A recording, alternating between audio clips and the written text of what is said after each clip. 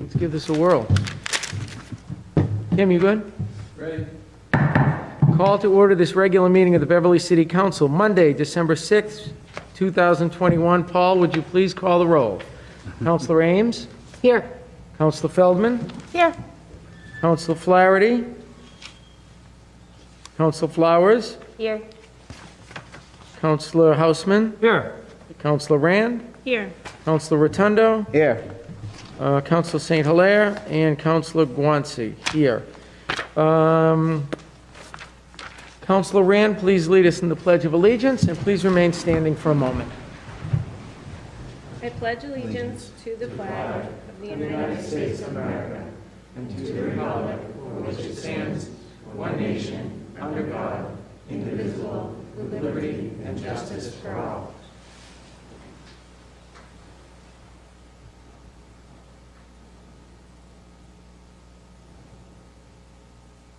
Thank you, everyone.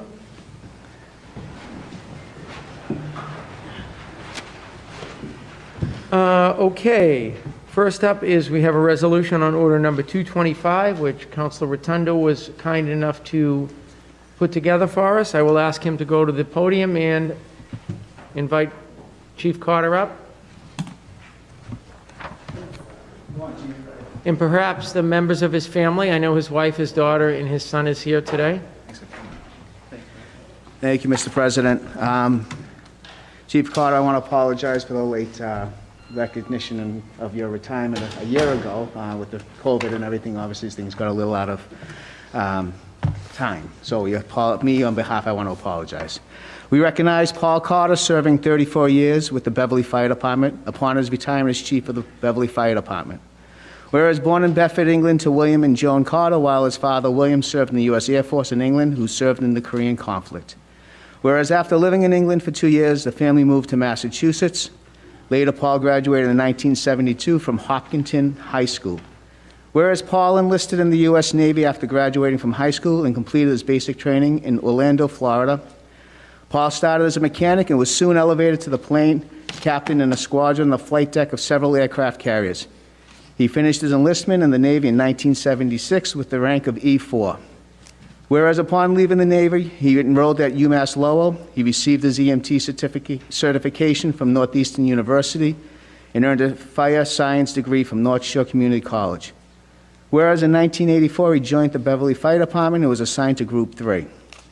Whereas in 1986, he married his wife, Karen Cassidy, and started a family. Together, they have a beautiful daughter, Danielle, and a handsome son, William. Whereas in 1997, Paul was promoted to lieutenant in the Beverly Fire Department. He went on to be promoted to captain in 2000, and 2 years later to deputy chief. Whereas he began an elite 4-year executive fire officers course in Maryland in 2007. Whereas in 2010, Paul was promoted to chief. His first year as a chief was a busy year. He led his department during the May 29, 2010 two-alarm fire at Britain Volkswagen dealership, followed by a five-alarm fire on July 4, 2010 on Mill Street. Whereas a rarity in the department, he spent his entire career on the line assigned to headquarters with Group 3. Whereas he worked well with the union members and administration throughout his career. Whereas upon his retirement on December 11, 2020, Chief Carter was able to secure his department a much-needed new ladder truck. Chief Carter's service to the city of Beverly over the last 34 years has been unparalleled. Now, therefore, it is known that the Beverly City Council, on behalf of the citizens of Beverly, wishes to express the utmost gratitude for the hard work and dedication of Paul Carter to our fire department and our community, and that the city clerk spread a copy of this resolution upon the city records. Thank you.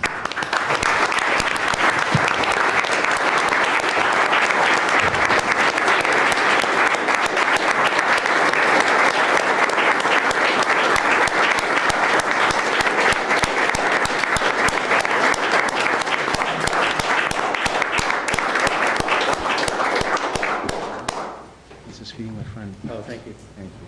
Thank you very much. I appreciate this. It was my honor to serve on the department all these years with the fine firefighters that I worked with and city council supporting the fire department through all my time there. I can't remember half of this stuff, so I don't know where it came from. I was reticent to come tonight just because, I've been out of it for a while, but Todd said, you know, if you come tonight, you get free pizza for the rest of your life, so. But thank you very much, I appreciate it. I missed Thank all you, you Chief. guys. And You are missed. move fast.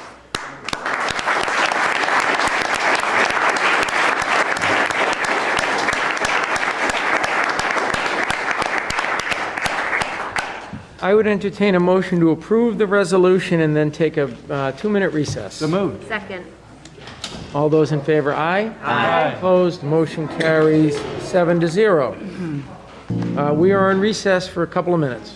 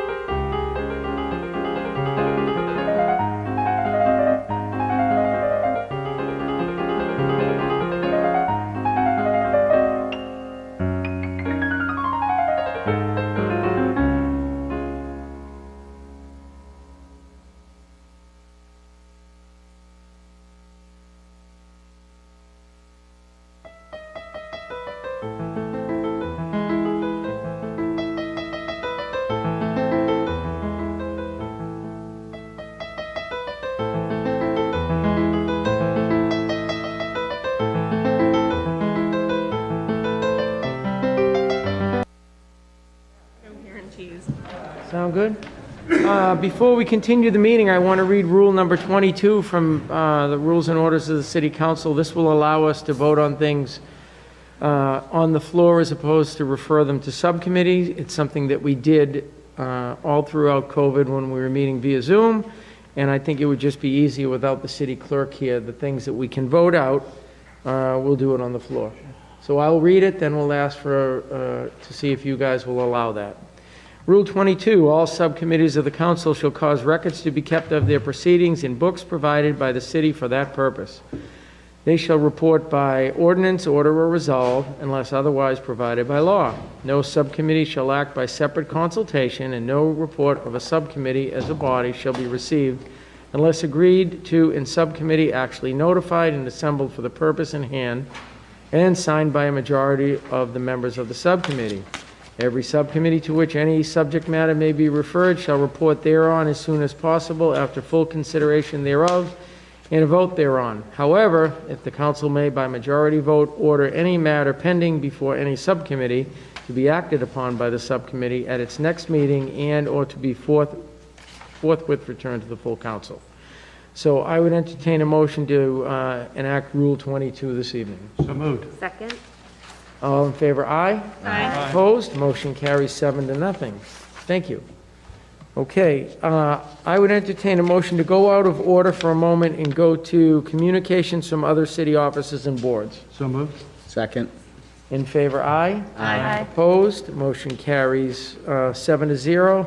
I would entertain a motion to accept the late file from the Board of Assessors and attach it to order number 216, which is our public hearing this evening. So moved. Second. All in favor, aye? Aye. Opposed? Motion carries 7-0. Thank you, everyone. I think that we're going to do a few things, and then we'll go to our public hearings if our public speakers don't mind that. I just don't want to interrupt you halfway through your comments. So before that, I would entertain a motion to accept the minutes of our previous meetings. The first was held June 8th, 2021. It was a special budget, finance, and property committee of the whole meeting. The next was a meeting on November 22nd, 2021. It was a regular meeting of the Beverly City Council. And the last set of minutes is from November 29th, 2021, a special public services / committee of the whole meeting. So moved. Second. That's it. All those in favor, aye? Aye. Opposed? Motion carries 7-0. All right. So this goes here. Call to order this public hearing on order number 211, budget transfer of $205,547 into the fire department budget to fund costs associated with recently agreed upon memorandum of understanding between the City of Beverly and the Firefighters Union. And we have Jesse Dole from the Solicitor's Office and Brian Ailes, our Finance Director, to address this. Yeah, good evening, Mr. President, members of the City Council. This evening, we're requesting approval to transfer, as the communication stated, $547 from the Reserve for Unforeseen into the Fire Department's budget for FY22 to fund the portion of costs associated with this 3-year collective bargaining agreement that will be paid in FY22 if it's approved. As far as the details go for the actual contract, we forwarded that with the communication. Hope you all had a chance to read it, but Mr. Dole's here as well to answer any specifics you may have about the agreement. Thank you, Mr. Ailes. Mr. Dole, anything to add before we go to some questions from the council? No, I don't, but obviously, Assistant City Solicitor Jesse Dole, if you have any questions, it's a rather brief MOA. As the council knows, we execute these every 3 years as a precursor to the execution of the collective bargaining agreement. So if the council has any questions, I'm more than happy to answer. Thank you, Mr. Dole. Questions from members of the City Council? Councilor Houseman. I'd just like to have an opportunity to hear from Mr. Perry when we're done with Mr. Dole. He'll be the last person to speak at our public hearing this evening. Thank you. If no councilors have any questions, do any members of the public wish to make a comment or ask a question? Hearing none, I'll go right to Mr. Perry, our budget analyst. Thank you, Mr. President. Good evening, members of the council, and happy holidays, everybody. Good to see everybody. I sent you a memo last Monday or Tuesday, I think it was, articulating. I carefully reviewed the memorandum of agreement. A couple of comments. As I indicated in my memo, there are sufficient funds to handle this, which is part of the budgetary plan before, they got the collective bargaining agreements done. Like every collective bargaining agreement, there's, the management got some stuff and the union got some stuff. From my perspective, it's pretty balanced in nature. It's pretty consistent with contracts I've seen elsewhere. I don't see any surprises within the memorandum that would cause a problem financially or anything. In general, I think we're in pretty good shape. So while it's always the prerogative of the city council to determine whether they want to transfer these funds, again, which there are sufficient funds, it would be my recommendation to the council that you do so. Thank you, Mr. Perry. Any questions from Mr. Perry? Okay, hearing no further questions or comments, I'll close the public hearing, and then I would entertain a motion to approve that budget transfer of $205,547. So moved. Second. All in favor, aye? Aye. Opposed, motion carries 7-0. Thank you, Mr. Ailes, thank you, Mr. Dole. And I just want to acknowledge that our new fire chief, Pete O'Connor, is in the house. Thanks, Pete. How about we go to Anita Dealey? Ms. Dealey, thank you for coming back. And one more thing is, Councilor Rand, the council vice president, is taking minutes this evening. Okay. That was to everybody, not just you, Anita. Thank you for this opportunity to speak before you. I hope that the city council will be able to assist us in some way to allow our business to continue to grow in the city of Beverly. Our small farm, Beverly Bees, sells bees, honey, beeswax eggs, beeswax candles, and chickens produced on our farm. Our income comes from agriculture. Our honey has won numerous awards for its taste and our sustainable beekeeping methods. We have a store in Salem where we sell products from our farm. We got our start selling at the Beverly Farmers Market and have grown over the past 10 years. We sell our farm products at many farmers markets across the state every single week, including the Copley Square Farmers Market, Roslindale Farmers Market, and the Union Square Farmers Market. We have thousands of local customers that purchase honey, eggs, bees, and bee products from us. We accept farmers market coupons for low-income seniors and SNAP payments for products sold at the farmers markets we attend. We have provided thousands of dollars worth of food to low-income customers. My husband and I work full-time in our farming business, and we have several employees who work for us, and we're currently hiring. We raise bees and chickens at our farm in Beverly. Right now, we have 34 chickens and beehives at our farm. We want to continue to keep chickens, hens, and roosters the way we have and to grow our business slowly in a sustainable way as a small local farm, adding other poultry and animals sometime in the future. The number of chickens we have will grow and shrink depending on what we are doing with them. If we are growing birds to sell, some will be around for a few weeks or months out of the year. As we are farming these birds, the number we have at any given time is not a static number. It will always be changing. One of the types of chickens we raise is called the Golden Campine. This is a heritage breed of chicken that's critically endangered with fewer than 500 breeding pairs in the United States. You need a hen and a rooster in order to have a breeding pair of chickens. Our roosters are necessary to our farming operations to raise and breed chickens, protect the flock, and be sustainable. In addition, we free-range our chickens on our farm to keep them healthier and happier. There's a big difference between free-range chicken farming and poultry farming that has thousands of poultry contained inside a building. Free-range hens must be outdoors, weather permitting, for at least 6 hours per day. Our farm is on a 19-acre property surrounded by woods and conservation land. We follow generally acceptable agricultural practices and intend to continue to do so. Our chickens wander outside during the day and are kept inside an insulated coop at night to protect them from nighttime predators. The coop prevents the rooster's crow from being heard unless you're near the coop. During the day, they wander in grass, weeds, and woods, eating troublesome insects such as ticks, termites, and moss, which can become parasitic to the beehives. This works symbiotically with our land, allowing us to work outside without being attacked by ticks or having to use pesticides that may harm our bees. When you free-range chickens, they're vulnerable to predators, including hawks, foxes, coyotes, weasels, raccoons, and more.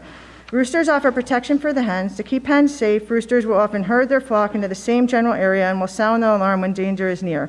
A rooster will also fend off attackers or sacrifice himself for the flock. We have had roosters fend off foxes and hawks to protect our hens. Roosters are a normal part of chicken farming as they are the male counterparts to chickens. We need roosters to be a sustainable farm to make fertilized eggs, breed chickens, and protect our free-range hens. Unfortunately, as you are aware, we've had tremendous problem with the Beverly Board of Health as it relates to our chickens, roosters, and animals on our farm. According to state and Beverly zoning laws, we are allowed to do agriculture on our property. We are doing nothing wrong. We're not in violation of our conservation restriction. However, the Board of Health has decided we're not allowed to keep any animals on our property beyond 36 chickens, and they're trying to regulate us the same as someone who has chickens as pets.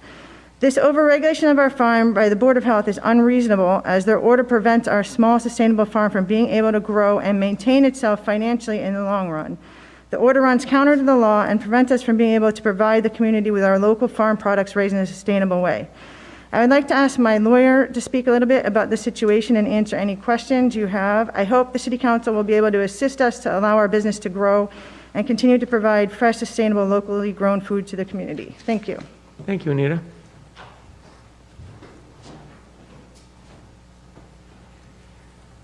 And just your name and address for the record. Sure. Sir. Good evening, Mr. President and members of the council. I'm Peter Nectum from McLean, Holloway, Doherty, and Sheehan in Peabody, 8 Essex Center Drive, Peabody, Mass. I want to thank you for the opportunity to address you tonight on behalf of my clients, Brian and Anita Deely. I understand that a number of you have been out to the Deely's property at 26 Juniper Street. So those of you that have understand that the commercial farm they operate at that property is small scale, and it's operated on an isolated 19-acre tract of land. This is not a situation where a farm is being wedged into a densely populated residential neighborhood. Deely's intend to keep their farming operation small. We're here tonight to bring to your attention the trouble the Deely's are having with the Board of Health, and hopefully to open a dialogue with the council about what can be done to help the Deely's and others like them who want to operate small, sustainable commercial farms in the city. I hope you've had a chance to read the letter that Anita Deely submitted to the council prior to her November 8th appearance, and the numerous letters of support from the members of the community that she submitted with that letter. Those paint a pretty clear picture of the quality of the farming business that the Deely's are operating on their land and the support that they have in the community. The Deely's small-scale local farming business is one that should be celebrated, not hindered, and it's one we hope the council will support. Ultimately, we want the council to take whatever action that it can to allow the Deely's to continue to make a living from their farming business. The right to farm on their land is something that's protected under the law, and it's something the Deely's are entitled to do under the city's zoning ordinance, where it's allowed as a matter of right in the R45 zone where they're located. The Board of Health is preventing the Deely's from being able to operate their farm on their land by ordering the Deely's to remove the 3 roosters that they have at their property. For all the reasons that Anita Deely set forth in her November 8 letter to the council, and those that you just heard, those roosters are a necessary component of the Deely's farming operation. On July 13 of this year, the board issued an order for the removal of the roosters from their farm. That order stemmed from a noise complaint by a resident of Hale Street, who claimed to have heard a rooster crowing from the Deely's property. That complaint prompted a site visit by the Board of Health, and the removal order followed. Deely's requested a hearing before the Board of Health for purposes of appealing that order. And on October 20, the board denied that appeal and then issued a decision ordering the Deely's to remove the roosters from their property within 14 days. The legalities of the board's attempt to prevent the Deely's from having roosters on their land is being and will continue to be fought about in court. So I'm not going to take the time of the council to litigate that entire case here tonight, but I'll suggest to you that the law provides protections for commercial farms such as the Deely's. We say the reach of a Board of Health over commercial farms such as the Deely's is limited to piggeries and farms whose operations are determined to constitute a nuisance. The Deely's have no pigs on their farm, and we deny the operation of their farm constitutes a nuisance in any way. One statute in particular, Chapter 111, Section 125A, it recognizes that roosters on farms are going to crow. They're going to make noise. And that statute could not be more clear, where it states noise from livestock used in normal, generally acceptable farming procedures upon agricultural and horticultural or farming lands shall not be deemed to constitute a nuisance. So long as the Deely's are using generally acceptable farming procedures on their land with regard to their poultry, and there has never been an allegation to the contrary, our position is that the Board of Health can't limit the Deely's with respect to the keeping of roosters on their land, as it's attempting to do here. There's an important distinction to be made.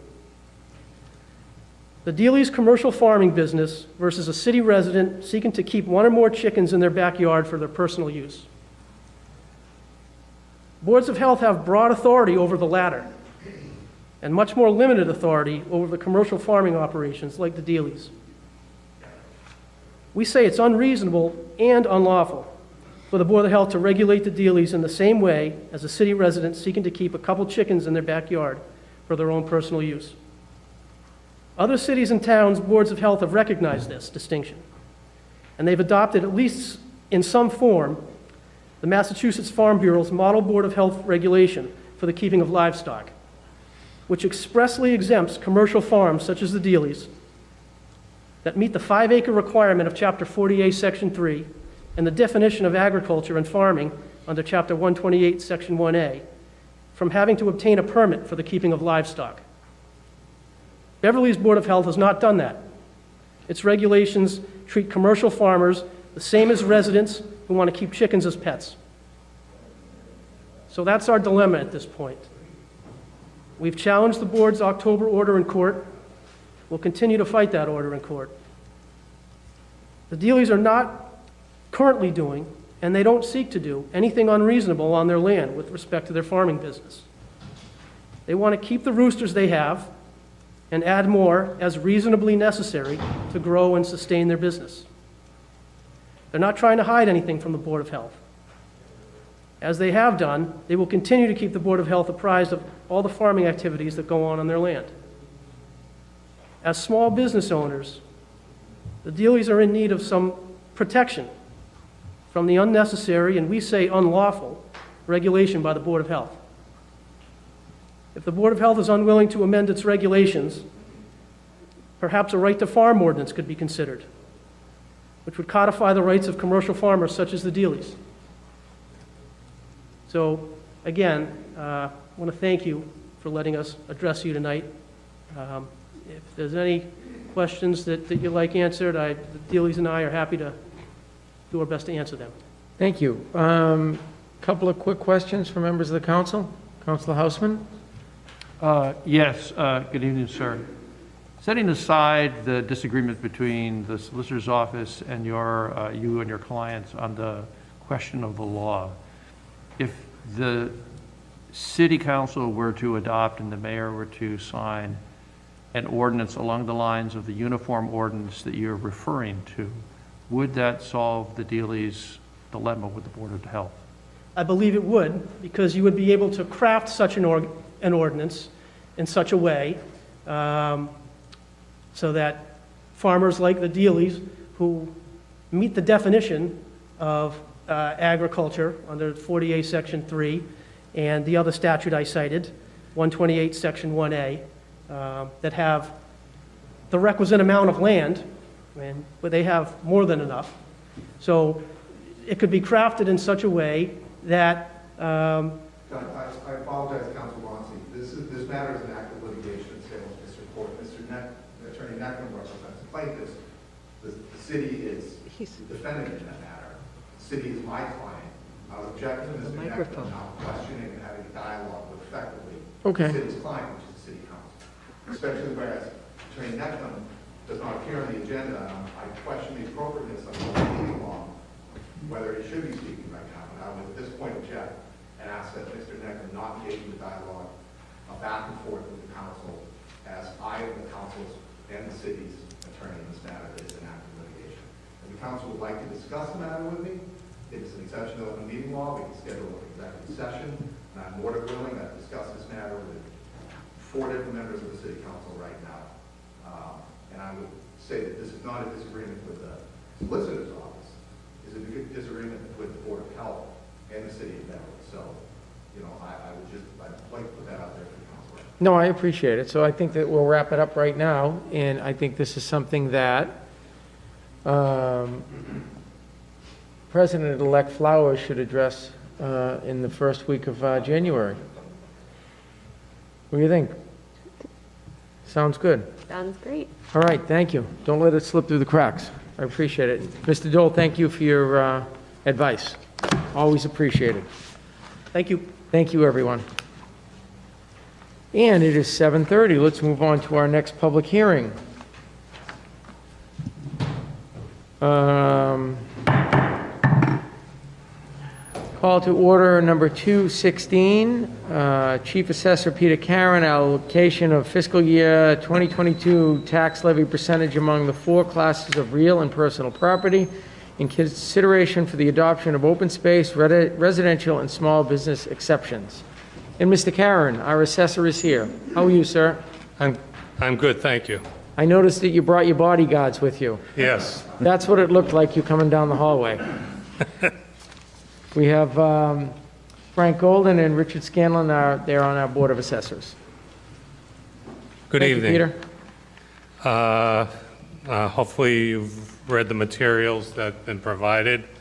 We're recommending that there are 2 things you need to vote on today. There's the classification factor, which is voted on by the council and then approved by the mayor. And then there's also an open space exemption, which we recommend not be approved. There's only 1 parcel of open space in the city, and we historically have not had an exemption for that. The other 2 exemptions are the small commercial exemption and residential exemption. Those are at the discretion of the mayor.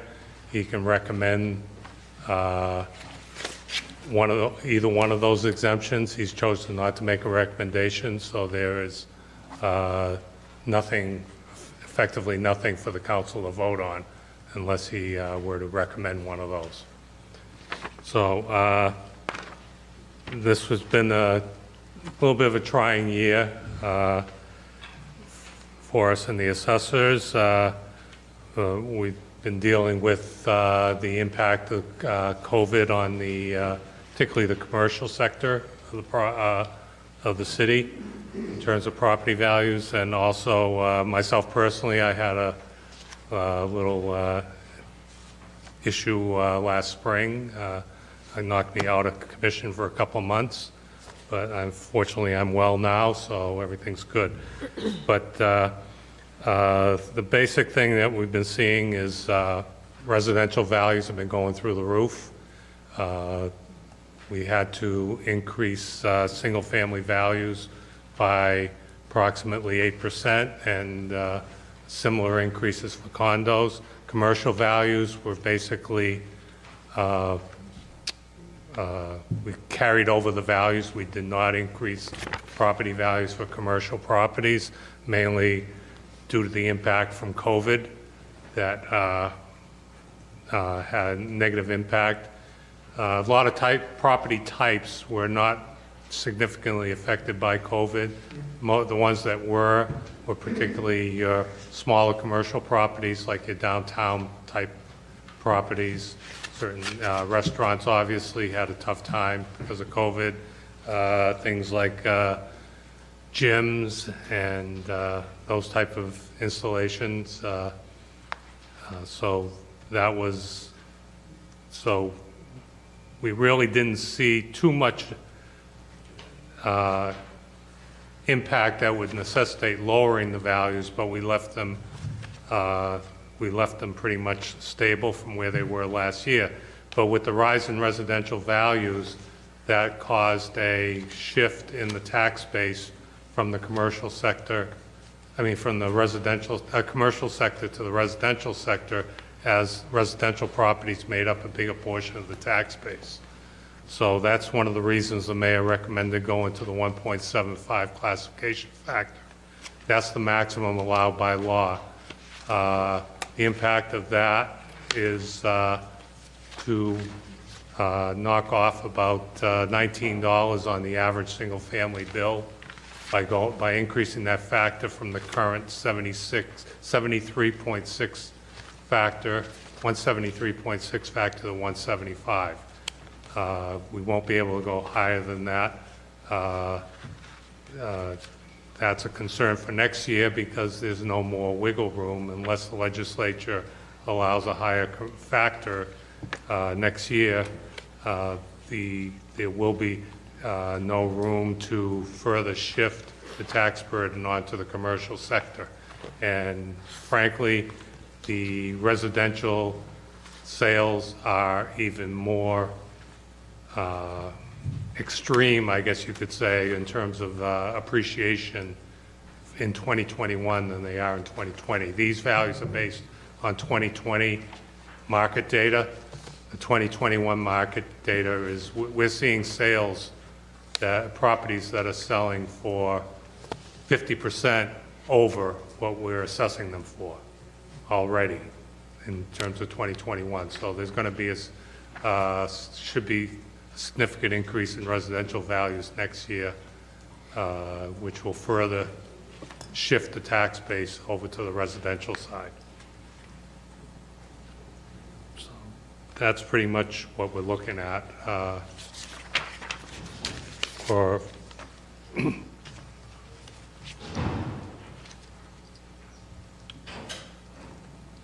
So, as you know, although we're talking about the 175 factor, the council actually votes on the residential factor.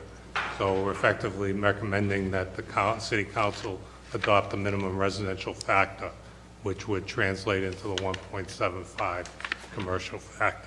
That factor would be 89.1009%. Thank you, Mr. Karen. So that's the vote the council needs to take. We need to just adopt that residential factor. Yes, and vote not to adopt a open space exemption. Okay. Any questions for Mr. Karen? Councilor Feldman?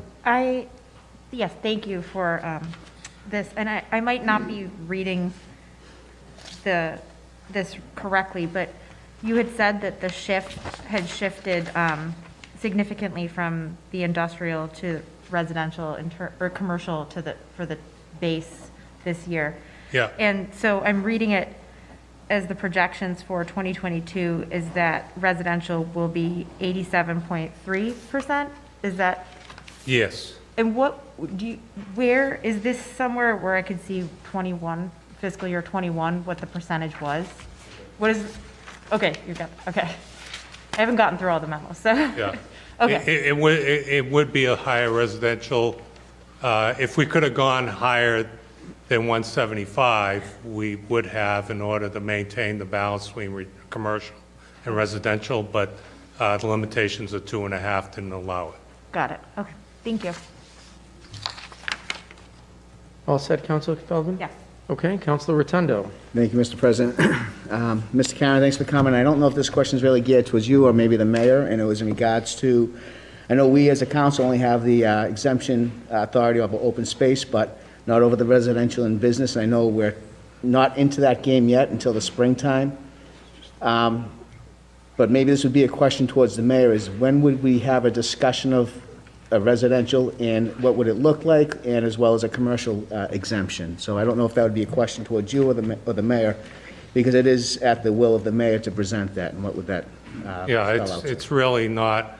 The problem with either of those exemptions, if they were to be enacted, is that it requires a bit of lead time on our end. For example, a residential exemption, we would have to make a determination on every residential property in the city as to whether or not it's owner occupied. So that would take a bit of effort on the assessor's office to make that determination. It's not something that could be just enacted at the last minute. What I would suggest, and same thing with the commercial exemption, small commercial, limits it to those properties where there is no business in the property that employs 10 or more people in the state of Massachusetts. So, I mean, you could theoretically have a 2 storefront building. One's a pizza shop and the other, for example, is H&R Block. The pizza shop owner owns it. H&R Block employs God knows how many people in Massachusetts. That would eliminate the possibility of that property getting a small commercial exemption simply because one of the tenants had too many people working in the property. We'd have to make that determination in order to determine whether or not anyone was eligible or a property was eligible for that. What I would suggest is that if there's any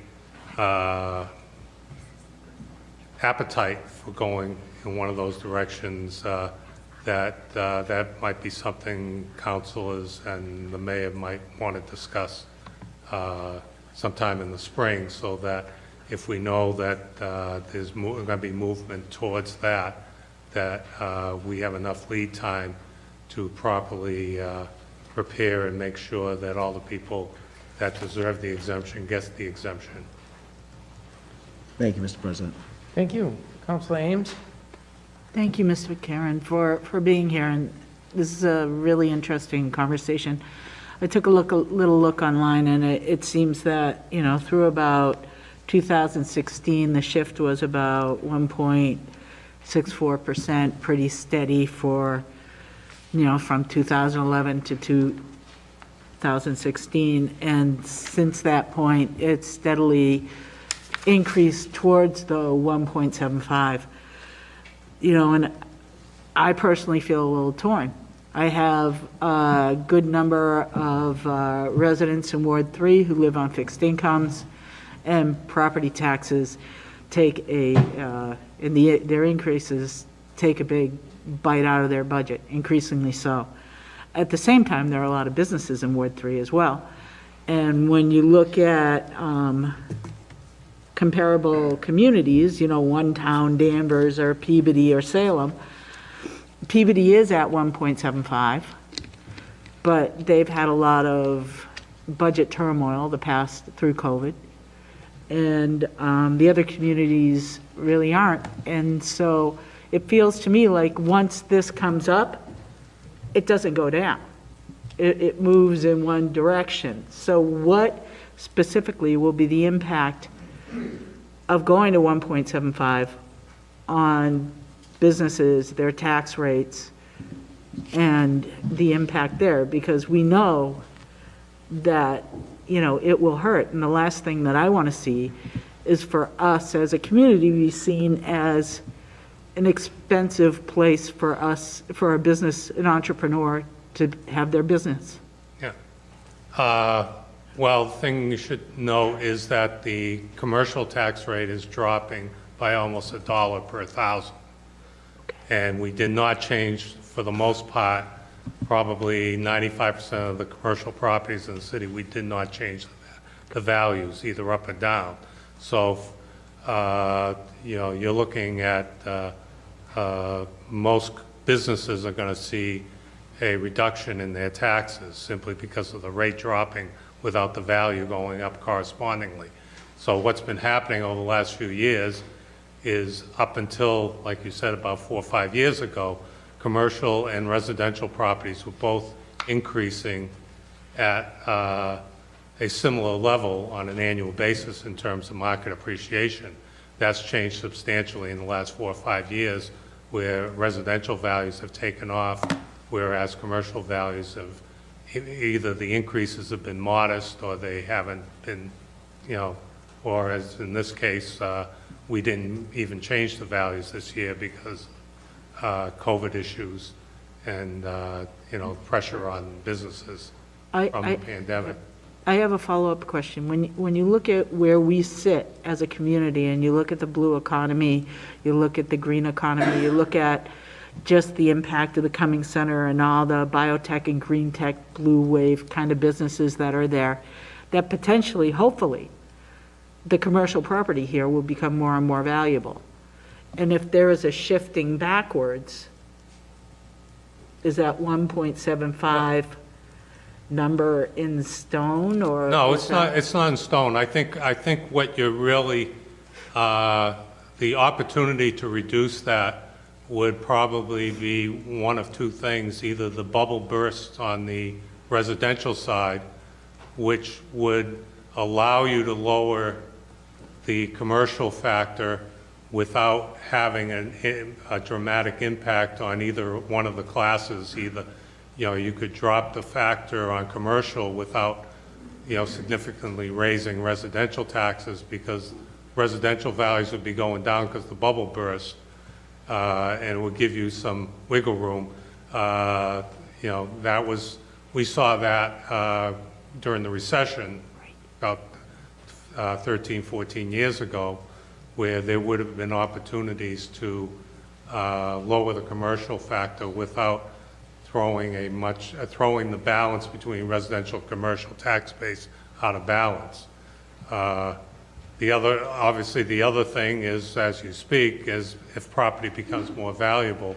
I mean, I think my concern in the short term is recovery of property values, particularly for the retail sector, the smaller retail properties where the vacancies are way up. You're seeing a lot of vacancies up. You're seeing people, landlords having trouble collecting rent and those type of issues. If that stabilizes and we start improving the commercial sector, the restaurant industry, rebounds, I think you may start seeing the commercial values going back up again, which would allow some play possibly in that area. Okay, so $1 decrease in the rate for commercial. Yeah. That's helpful. And keeping in mind that commercial property businesses, when we sent out the preliminary tax bills, the first 2 tax bills, we've already built a 2.5% increase into those bills. So they should see some substantial relief on the third quarter bill as compared to the second quarter bill, because all the savings will all show up on the third and fourth bills. And despite the fact that they had paid higher taxes earlier. So they'll get that money back plus the reduction on the third and fourth bill. Thank you. Thank you, Councilor Ames. Councilor Rand. Thank you. Let's see if I can remember my question. I should have typed it in. So I understand keeping the balance of these 2 types of properties, and I understand that also this relates to our budgeted revenues. Yes. But I am curious about at what point would you not devalue a business, but at what point would you assess it lower? It sounds like you assessed it stable. Commercial businesses were assessed in a stable way this year, not increasing, but Yeah. is that more of more to keep the balance, or is that the actual reflection? No, that's a response to what we saw in market data. Vacancies were up a lot, because of a lot of the COVID relief that was provided. A lot of landlords, a lot of money was provided to businesses that allowed them to pay their rent. Or owner-occupied properties received money that allowed them to pay their taxes.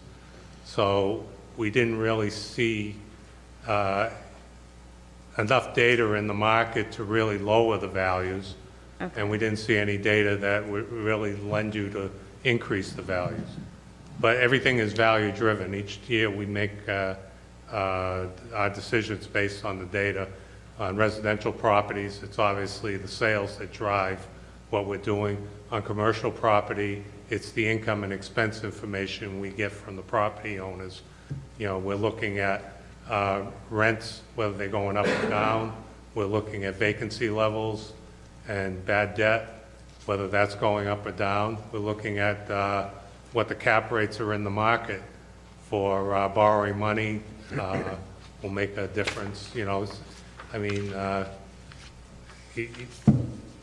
Like apartment complex sales, the cap rates are very low. You're seeing some sales that it's amazing how, based on the income they're receiving, how much they're selling for. So all those factors are looked at. Okay. One follow-up Of course. question, please. And so I'm wondering what difference it made to have businesses closing in our community. How did that affect this? Well, we really didn't see a lot of impact on sale prices, which I think is eventually, in 2021 maybe more evident than it would have been in 2020, because there simply wasn't a lot of activity because places were closed. People were still waiting to see how things were going to stabilize coming out of the pandemic. I think you'll see more sales activity possibly in 2021 and going into 2022 as people reevaluate where they are and businesses, people go out of business and they got a property that they got no business to put in. Since they closed their business, they may be looking to sell that property, and that may establish some price levels for what the property values would be for commercials. Okay. Thank you. Thank you, Counselor. Any other members of the City Council have any questions for Mr. Karen? Okay, any members of the public wish to ask Mr. Karen a question or make a statement? Okay, I'll go to our budget analyst, Mr. Jerry Perry, to wrap things up. Thank you, Mr. President. I do want to quickly thank both Brian Ailes and Peter Karen for giving me a lot of time this past week to go over this so I could come before you tonight and give you some thoughts and recommendations. As Mr. Karen indicated, you have two responsibilities tonight. One is to vote the shift, should you decide to do so, and the one is not to give the exemption for the open space. That's the two responsibilities you have. Beyond that, quite frankly, a lot of people aren't aware of the authority of the assessors, but they have actually more authority than the mayor does when it comes to the setting of the tax rate. It's kind of an interesting legal issue. And I know that the mayor has, with Mr. Ailes, has worked with the assessors for policy issues and how to go forward. So what they've decided to do here, which pretty much has my support, it's a policy thing, but what's occurring here is, we can go up 2.5%. That's the laws of Prop 2.5, but it gets a little funkier beyond that and how we're going to handle that and moving forward. What the assessors, I think, are planning on doing, as I understand it, they're roughly going to go up 1.5% this year. And one of the reasons they're trying to do that with the consultation and approval of the mayor is to try to provide residential property tax relief. As Mr. Karen indicated, it's gone through the roof in terms of the property values with the residentials, but the commercial, industrial, personal properties being flat. So the question is, how do we do that? And what's happening here is traditionally, because of the amount of new growth we have, the new growth normally is kind of dumped into the overlay reserve account. And I have worked with Mr. Ailes on this. I reviewed the overlay reserve account. I'm extremely confident that we're good for this year. We may even be good for 2 years with the amount of money that's in there currently. But what they're doing this year, they're dumping a small amount in the overlay reserve, but the reality is they're not dumping a lot. They're really going to use the new growth to offset the setting of the tax rate, to try to bring it down so that it's not a big, huge hit, basically on the residential people. Now, I have some figures here I'll quickly share with you that Councilor Feldman mentioned. Bear with me here for a moment, but my glasses fog up with this thing on, so I apologize. But in any event, what we've seen from last fiscal year to the current fiscal year, the total residential values went from 6.7 to $7.3 billion. That's with a B. Or, quite frankly, it went from 76.8% to 87.3%. It flew, and it went up there. And I've met with Barbara Anderson, God rest her soul, long before, years ago when this Prop 2.5 stuff. I don't know if they've envisioned that kind of a huge increase, and it does cause a lot of problems. And the statutes under 2.5 only allow you to do that shift to 175 to get property tax relief for the residential. But if you look at the rest of it, the open space went from 751,000 to 788,000. The commercial property values went from 646 million to 651, which is pretty flat. The industrial went from 194 million to 223 million. And the overall values is what happened on the various classes. So there's a spike in residential, and unfortunately, because of the laws of 2.5, and because you can only shift to 175, you're going to see about a 4.1% increase in the residential taxes, or the average residential taxes here in the city of Beverly, if you agree to do the shift. And as Mr. Karen indicated, it would save approximately $19 per average homeowner out there. So if you don't do the shift to 175, the residents will pay even more. And if you don't do eliminate the open space shift as they're recommending, it would slightly go up even more. So they're doing everything they can within their ability to provide property tax relief to the residential classes here in the city of Beverly. So the bottom line to it, we can go on for this forever, and I just think I'll close it.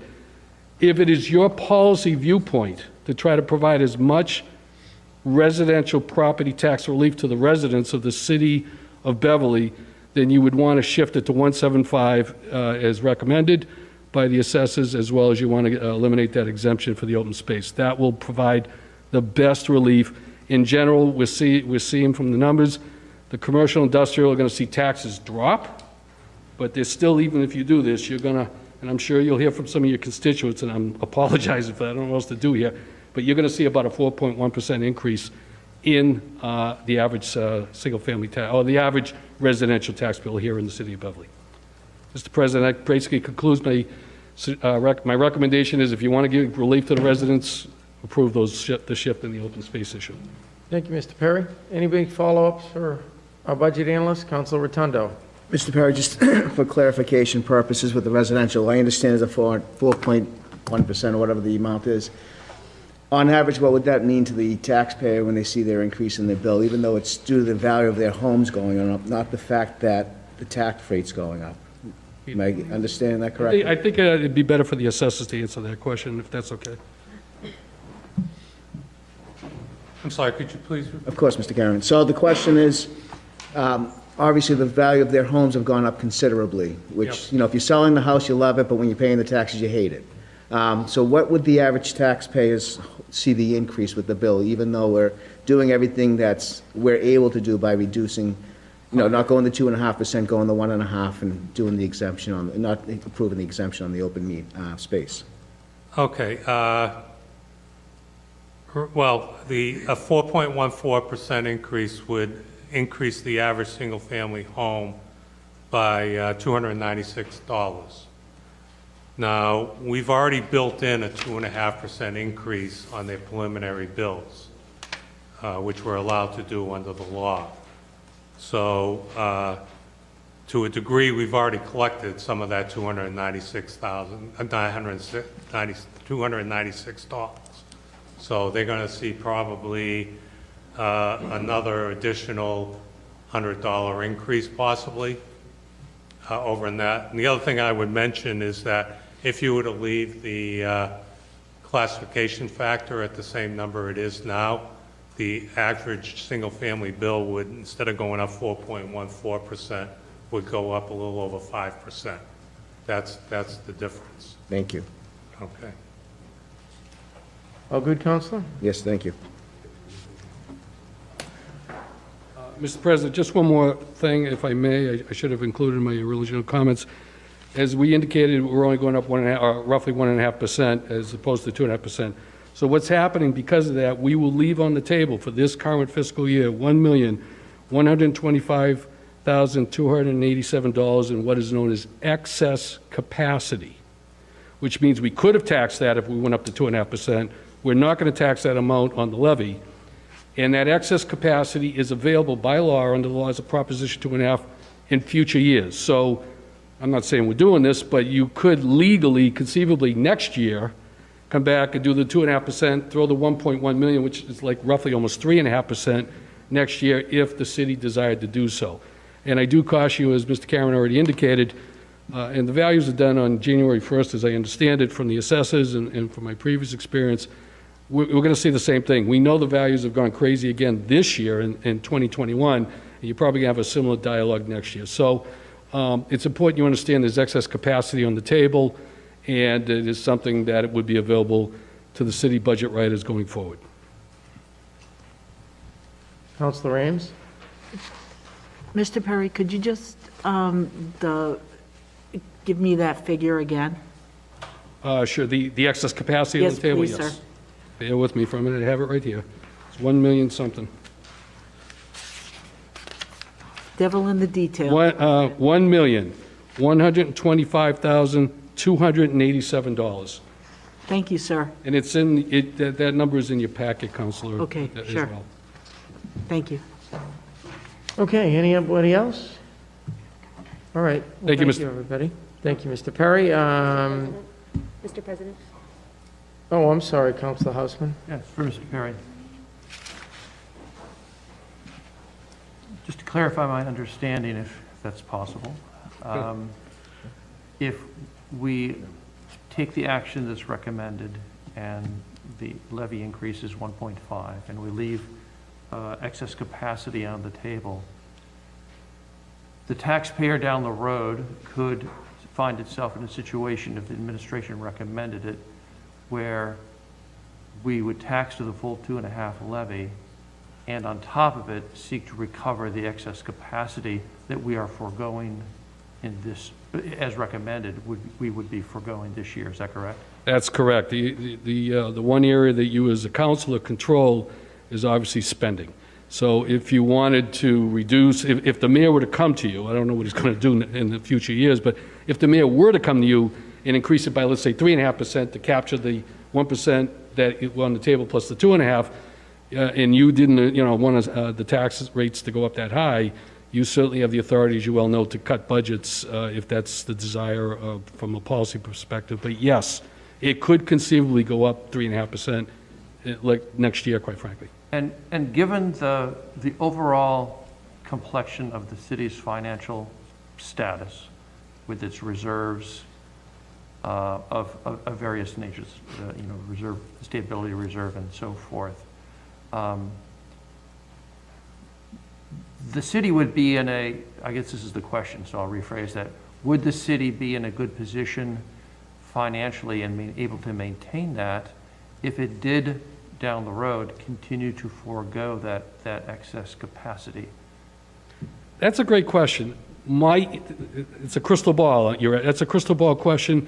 My crystal ball answer is, yeah, I think we're going to be okay. We're doing pretty well here, as you know. You've done a lot of work on financial forecasting and other things. I am optimistic of the future's finances. They're strong as I stand here tonight with our reserve positions and our debt positions and everything else. I'm really comfortable. I've said that privately and publicly to anybody who listens to me. I have a sense, as you yourself do, and Councilor Ames, we're doing some work on the Financial Forecast Committee. We're looking at some future expenditures. We have some preliminary sense of what next year looks like. I don't think you're going to need to go up 3.5% based on our preliminary review, as you well know. You may not even need to go up 2.5%. We may even have more excess capacity in the future. But the bottom line to it, in my opinion, I think we're in good shape. They've done a good job here, the administration, the city council, in handling the finances of the city. And I'm not too worried about the future of the city's financial position. And if I may, Mr. President? Please. Not to belabor the point, but that excess capacity amount, may not be the right way to phrase it, but basically, does it accumulate over time? You create, if you don't go up to 2.5, you continue to create additional excess capacity where in the future, if you needed to recoup or if you will claw back some of that, you could do so based upon a increasing excess capacity every year you don't go up to 2.5? In general, kind of no, with the exception of new growth. We will have new growth, which would somewhat slightly change the calculation, and that's new residences and new commercial buildings, things of that nature. So that would, the laws of Prop 2.5 allow you to go up 2.5% plus new growth on an annualized basis. So we would have new growth. It would say, but it's not like interest-bearing account or something like that. It would pretty much stay. The new growth would buffer. Pardon me? The new growth would act as a buffer to the potential need to do that. It could, yeah. I don't know what the growth is going to look like next year, but Yeah. given what we've seen in the last couple of years, it could be strong again, yes. And my last question is, if there was a desire to claw back some of the excess capacity, you can do that in small amounts over time. It would not have to be done all at once, correct? You could do any amount. You can go up 0 next year, and you can roughly go up 3.5%, and anybody in between, as long as we balance the budget. Yeah. Okay, thank you very much. Thank you. Thank you, Councilor Houseman. Just one. Councilor Ames? Thank you. Mr. Perry, I'm going to ask you to just give me an understanding of, and maybe this is not necessarily your question, but I'm hoping tonight maybe you can answer it. how did you come to 1.5%? Why not 1%? Why not 2%? Where, I don't want to tax our finance director very Yeah. much. I think why I'm that's asking not a you. question for me to answer. I would suggest that's. And just briefly, and if. Maybe the mayor can answer that question for you. It's coming. Okay, Does that work? sure. Okay. And the mayor will address that in a little bit. Thank you, Mr. Perry. Thank you. Mr. Golden, Mr. Scanlon, anything from you guys? Good to see you, Mr. Scanlon. How's your first year on the job? Great, actually. Good. Great. I've been to about 3 meetings, a little different. I was the chief assessor and director for years. We're $20 million under the levy limit. Yeah. So this is an interesting discussion. But it can stipulate that we're going along the right path, so congratulations. Thank you. Thanks for being here. And always good to see Mr. Golden. He was our chief assessor at one point. Correct, Frank? Long time ago. Yeah, it wasn't that long ago, because I was here. So hearing no further questions or comments, I will close our public hearing, and then I will ask the city council, one, I would entertain a motion to not accept an open space exemption this year. So moved. Second. All in favor, aye? Aye. Opposed, motion carries 7-0. And secondly, I would entertain a motion to accept a residential factor of 89.1009. So moved. So moved. Second. All in favor, aye? Aye. Opposed, motion carries 7-0. Thank you. Now, I think would be a good time to hear from Mayor Cahill. So I would entertain a motion to hear from His Honor Mayor Cahill. So moved. Second? All in favor, aye? Aye. Opposed, motion carries 7-0. Mayor Cahill. Thank you, Mr. President. Councilors, it's good to see you all. So I had asked President Guanci to let me speak and read this letter into the record after the public hearing and action on the shift, because they are distinct issues, although everything is tied up in taxes. And so Mr. Perry actually teased a bit, this conversation. So this is a letter I'm reading into the record for both your purposes and that of the community. Dear Honorable City Council, I write today to inform you and the community that our administration has determined that we are able to limit the property tax levy increase for current fiscal year 2022 to a 1.5% increase instead of the 2.5% tax levy increase limit allowed by state law. As we all understand, city government's responsibility to deliver high-quality city services, maintain and improve city infrastructure, and build reserves to sustain services during future economic downturns have historically and will again in future years require that we raise property taxes to the 2.5% maximum allowed. This year, however, has brought with it a particular set of factors.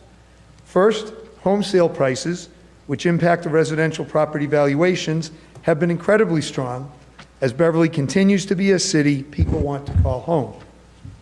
At the same time, likely impacted by the COVID-19 pandemic, values of commercial industrial properties have remained flat. And this you discussed during the shift conversation just now. Taken together, this puts a disproportionate share of this year's property tax increase on residential property owners. As city councilors know, we have discussed the tax levy increase several times in recent years, and some of you and some of your predecessors have advocated at various times for tax relief. This year, the need for property tax relief is significantly heightened, as just described, while city finances are in the best position in years to make up the difference in revenues, as will be explained next. Fortunately, despite the pandemic, new growth has continued to occur at a significant pace, largely due to home improvements and new housing creation. As a result, new growth came in well above our projected number this past year. Second, our reserve for property tax abatements and exemptions, the overlay account, show a sufficient balance to handle anticipated abatements and exemptions for this fiscal year. As a result, we can utilize the unanticipated new growth together with some of the fiscal year 2022 overlay, to cover the foregone tax revenues this year. All this means that we will provide $1.1 million in tax relief for our residents and businesses during this historically challenging time. For context, with a 2.5% property tax increase, the average single-family homeowner would have seen their property taxes increase by $365. Instead, with the 1.5% property tax increase, the average single-family tax bill will increase by $297. This will save them $68 this year. As a community, our financial position remains strong, which is what allows us to provide this important tax relief to our residents and businesses. Together, we have built our stabilization fund to 11% and our certified free cash to 7.7% of our annual operating budget. And we are currently at a total of our fiscal policies call for these reserves to total between 13 to 23% of our annual operating budget, and we are currently at 18.7%. These reserves remain critically important to us all as protection so that we will be able to continue to deliver what our community needs throughout the next economic downturn as well, whenever that may occur. As we all understand, property taxes make up 80% of our city's annual revenues, and these allow us to provide each year the many services our community needs. We believe this decision to increase property taxes by 1.5% in fiscal year 2022 is the right course, and we appreciate our partnership with you, the City Council, and with many others that makes this tax relief possible. Thank you. Thank you, Mayor Cahill. I would entertain a motion to receive and place on file Mayor Cahill's letter. So moved. Second. All in favor, aye? Aye. Opposed? Motion carries 7-0. Is everybody good, or do we want to take a brief recess? All good? Okay. We need to thank Mr. Peter Gamache, Ms. Karen Carter, and Mr. Eric Barber. They're here from the engineering department. Welcome. Good evening, Mr. President, members of the council. Thank you for having us. So the engineering department is responsible for the administration of the trash and recycling program. There have been some disruptions in the industry, and so we're here tonight to talk to you about that, as well as provide some of this information so anybody who's potentially watching on BevCam may also be able to hear this message. I was going to start this by saying, well, I'd like to sort of set the table with some background, but it reminds me the last time I said that, Councilor Rotundo thought I was literally going to put out some dishes and some forks and spoons, so I'll just start this with just a little bit of a message to get things started. So trash collection, it's exactly like every other municipal utility service. No different than water being delivered to your house clean and safe when you need a drink, your sanitary sewer heading out of your home reliably when you take a shower or you flush your toilet.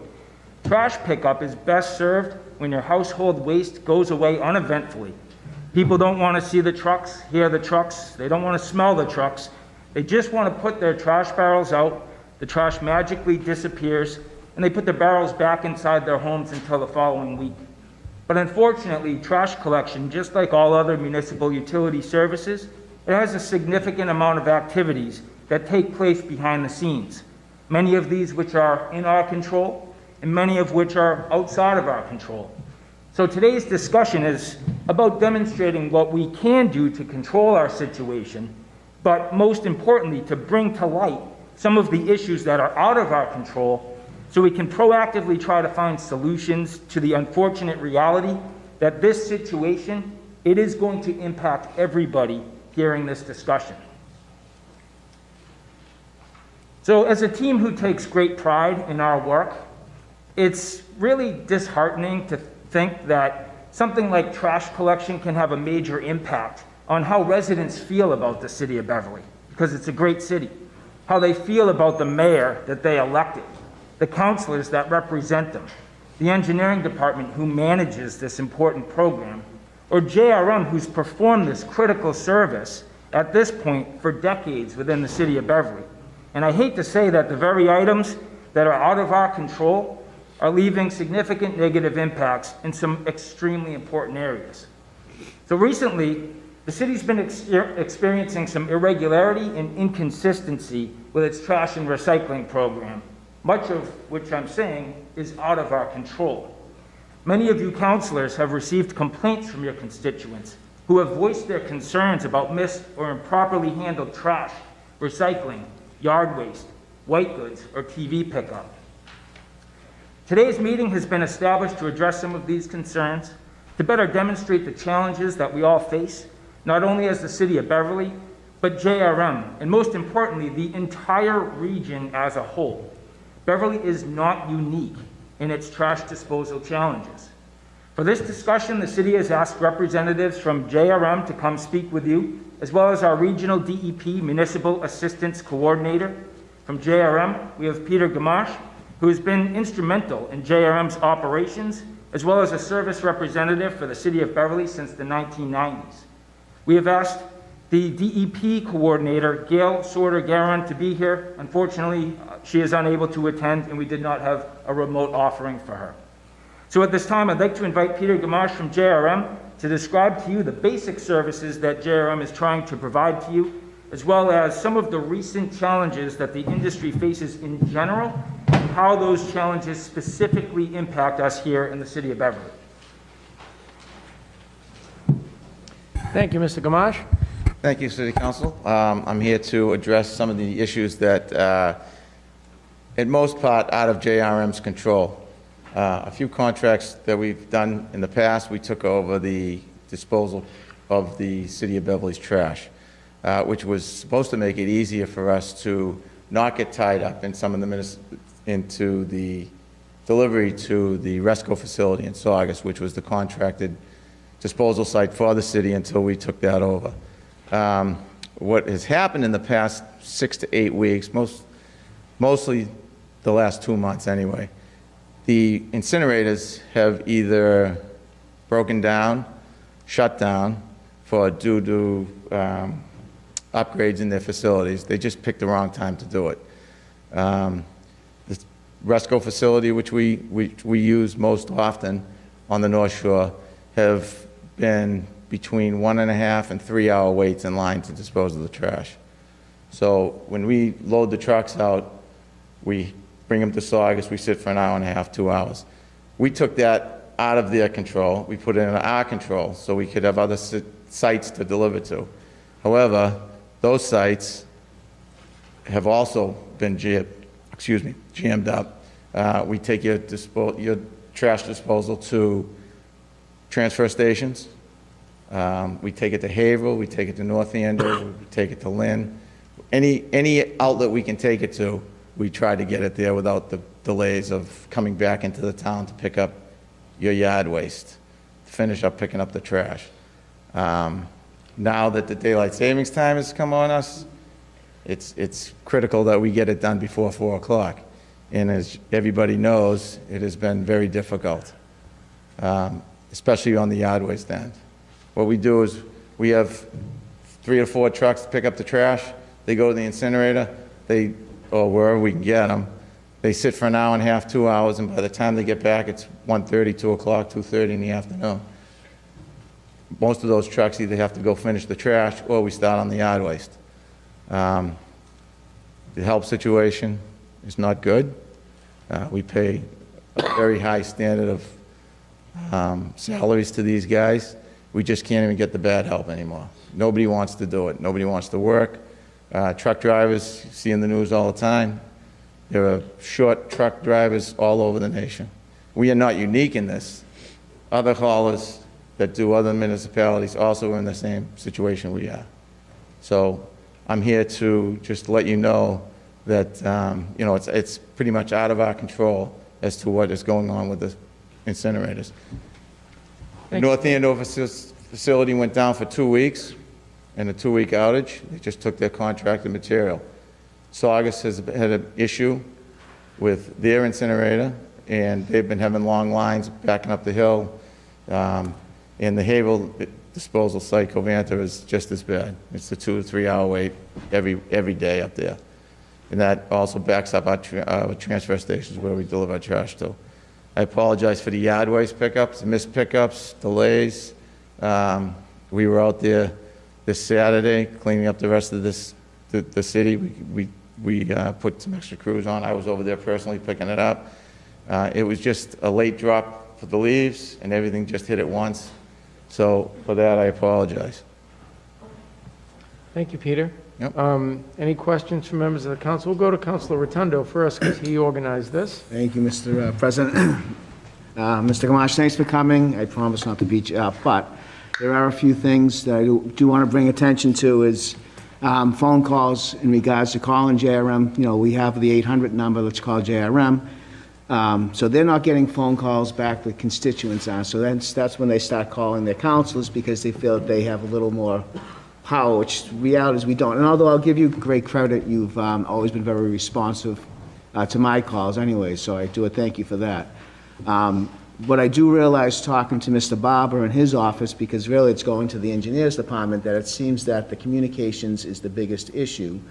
And from my understanding, Karen, one of the clerks in the department, tends to field a lot of the phone calls, more so lately that it almost seems it's her full-time job.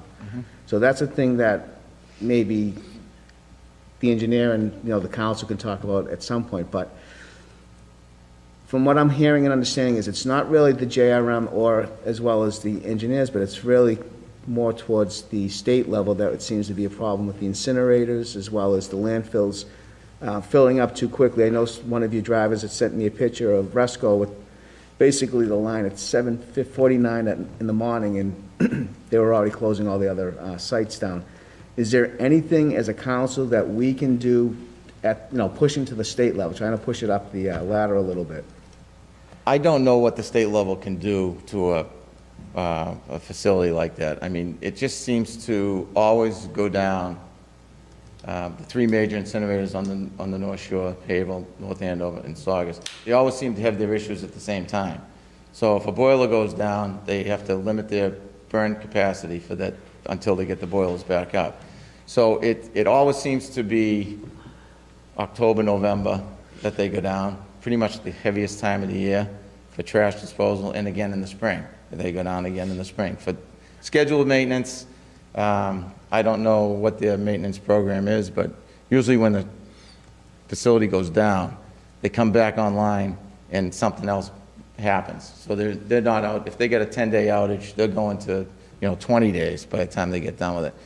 And it's just the sheer volume of trash on the North Shore that they just can't handle it. I'm familiar with Covanta. They can burn 1,800 tons a day, and they're taking in 2,500 tons a day. And it's just the nature of the beast. That's it. Thank you. Good. Council Houseman? Yes, thank you, Council President. Yeah, I probably knew this at one point, but I don't recall at the moment. Resco, North Andover, Hanover, Haverhill, are each of those privately owned or publicly owned is the first question. I believe they're publicly owned. They're all publicly owned. Mm-hmm. And so what is the administrative body that manages those publicly owned facilities? I can't speak for what how they operate or anything like that. All I know is that we handle 16 municipalities' trash disposal that we own, that we're responsible to dispose of, to go along with my 140 trucks for commercial. We handle almost 1,200, 1,300 tons a day of municipal waste. Based on the information you know, is there an issue at the facilities with person power, with workers, in addition to maintenance and repair issues, or is it just maintenance and repair issues? Again, they have scheduled outages, and they just seem to always be, they don't get together is what it is. I mean, it's very difficult when I see North Andover go down for 2 weeks, and then Haverhill loses a boiler, and then Saugus is in a scheduled outage at the same time. So it's I don't know if the state could do anything to see if they could step in and try to alternate the... Well, I guess that's what I'm getting at, which is sort of like who's in charge of the management of it, and what kind of management for ongoing repair and maintenance is done in a way that is planned, so that you don't have these, it sounds like fairly cyclical events in the fall and the spring to deal with this. It sounds like as much a management issue as anything else, so. I can speak for North Andover and Saugus are owned by the same company. So they try to schedule, North Andover and Saugus, they don't go down on the same time. They'll probably schedule this maintenance for Saugus for 2 weeks, and then they'll go up to North Andover and schedule it for 2 weeks. But it's just been the perfect storm with Saugus losing the boiler, and they've had some issues. North Andover was out for 2 weeks, and then Havel, they went out for 6 days, and they had a boiler go down, so it limits the capacity of burn. So everything is stocked on the floor, and you have to, you saw the pictures at Saugus. We had to back up the hill, and the trucks were parked, they were 25 deep at 8 o'clock in the morning. So if I may, I'll ask a question, and maybe this is for Mr. Barber as well as for you, are these municipally owned or state-owned or county-owned? What level of public ownership is responsible for the management? Pardon? They're privately owned. Oh, I'm sorry, I misheard you earlier. To my first question, I thought you said they were publicly owned. You're saying I'm not sure. I think they're publicly owned, to be honest with you. Okay, well. Somebody else might be able to answer that. It sounds like we could use some more information about that. So. And they are pretty good about communicating when they're going into an outage. I'll get a call and say, they're going to divert, shut me down to 250 tons in Saugus, or 300 tons in Haverhill. But, where I'm at their capability of letting me dispose of my trash. And like I said, I got 1,300 tons of trash I have to get rid of a day.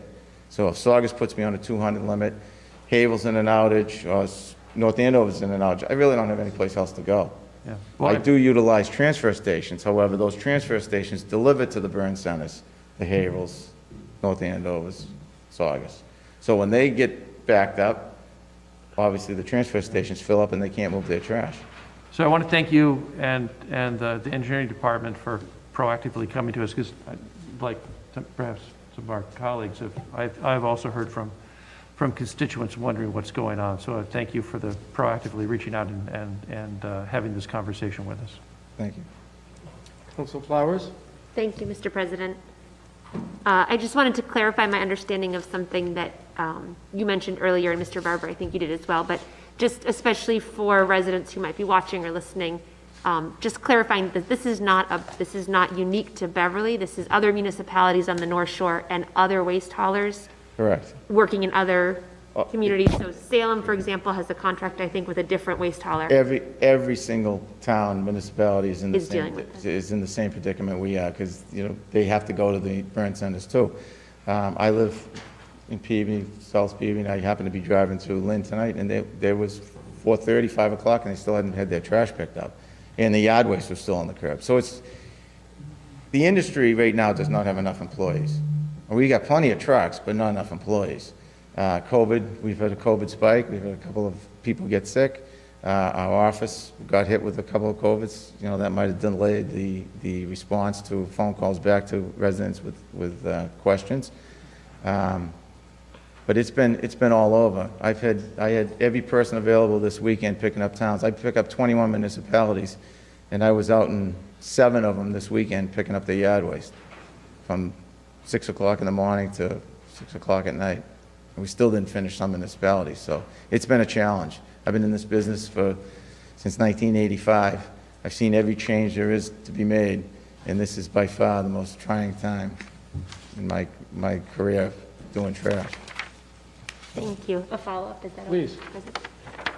So thank you. I want to just acknowledge that, as with many industries, I'm sure what you're saying is absolutely true, and just wanted to offer a word of appreciation as well. And I think this has been a challenging time for all kinds of industry, and certainly Mr. Barber made the point that this is a public service that we like to run smoothly, the way that we get our water or have our sewage go away. And it is true that we notice disruptions and things that we might not stop to appreciate when they're working smoothly. We notice disruptions, and we notice them greatly. So I just want to say thank you to you and your team. Appreciate that. Thank you. I wondered if I may, just 2 quick questions. The first is just, it sounds like what you're describing, although you may not be able to predict when it will sort of re-regulate or when it will feel easier to have more staff, it sounds like you're saying that this is not a forever problem, this is a right now problem, and there will be improvement again. right now, so you know, I interviewed 18 people between Wednesday and today to come to work.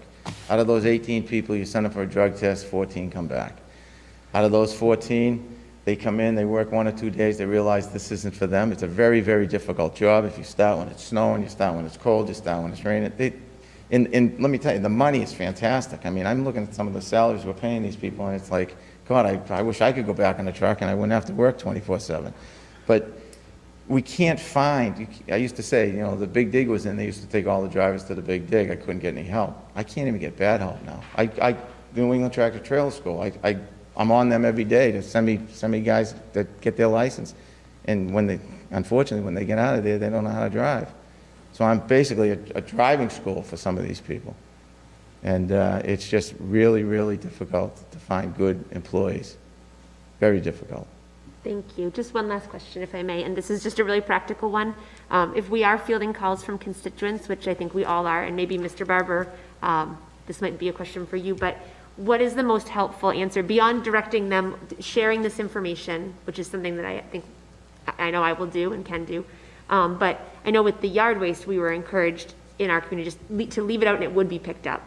What's the right or best answer to give them with their weekly trash pickup? Should they leave it and assume someone will come, or should it go back in and be brought back out on their regular trash day? What's the most helpful answer for me as a counselor to The most helpful way is either try to get a hold of our office, leave your address, your telephone number. At least we have the address. My girls in the office will text us out to the supervisor, to myself, CC'd on that email, that 6 Rantoul Street trash was missed. The yard waste was missed. We'll try to get to that as best we can. If there's something, we have regulars who don't put it out on time. It's tough to miss a stop when you go back and there's 8 barrels out. I mean, how do you miss 8 barrels? But we do tend to try and get back to every call that comes in. Sometimes it may come in late in the afternoon when people are coming home from work. They realize the trash wasn't picked up. We'll try and get it for the next day. Okay, thank you. So the most helpful thing is still for people to call and make sure. Correct. And their if they address. call if they're calling the city, Karen will shoot me an email that, the trash was missed, and I'll just call it right out, so. Okay, thank you. Thank you, Mr. Thank you, President. Counselor. Counselor Feldman. Yes.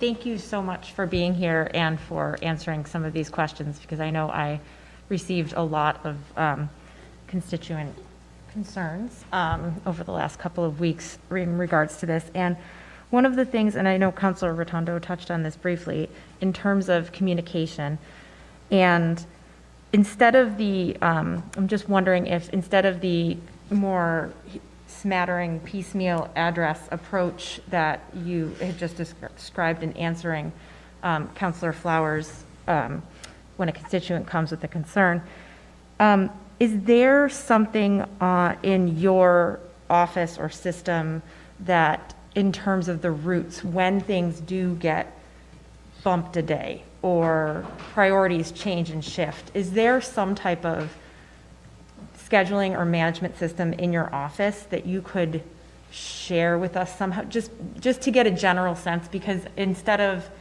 sending you 3 addresses on the same block, I can tell a whole route was missed, and then maybe it was leaves, and then trash becomes the priority. So what is the scheduling system in terms of how you reprioritize and shift in your office? And is there a way to share that with us so we can get ahead of you getting 20 calls in the same block that they missed their trash? What we try to do is we try to hold off until 3:30, 4 o'clock to when we see if there's going to be a delay in service of whether it's trash, yard waste, particularly the yard waste this year.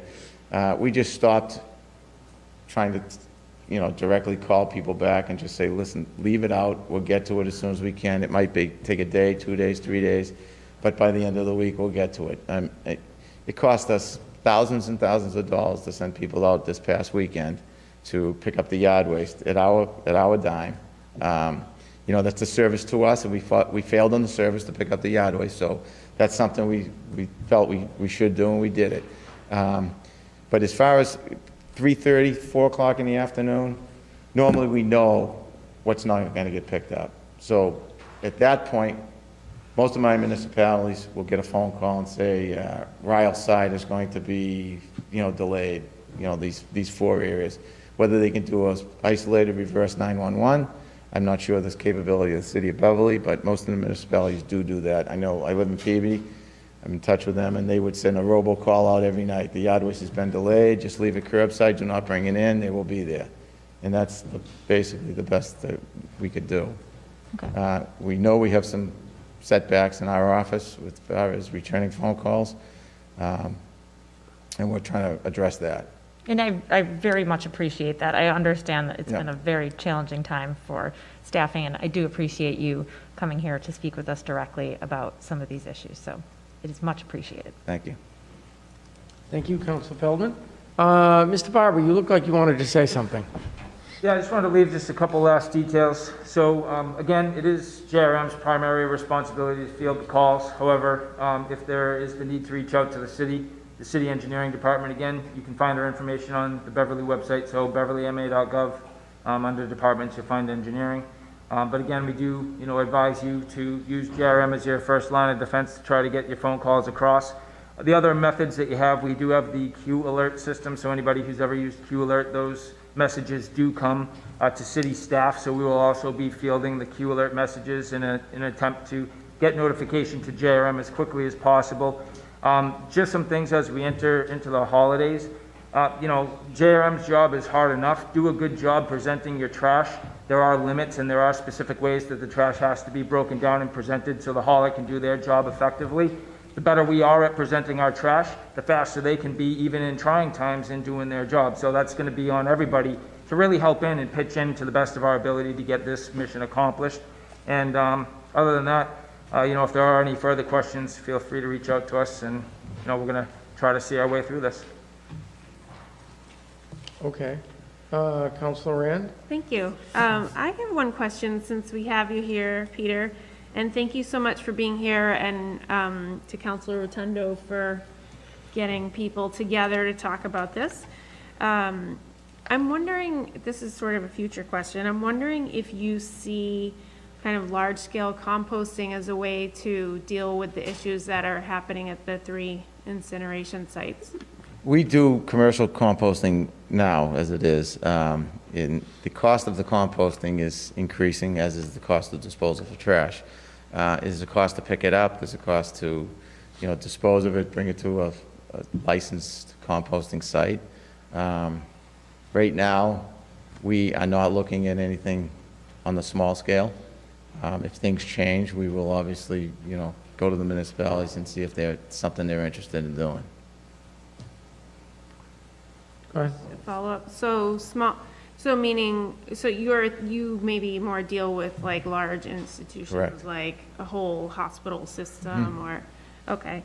And so, but are you seeing that, I understand that maybe there's a cost difference, but in terms of a more smoothly operating system, do you see composting as like helping that, or no difference? Again, it's a service issue. If you made it mandatory to compost, Black Earth is doing, I believe, the city of Beverly's composting.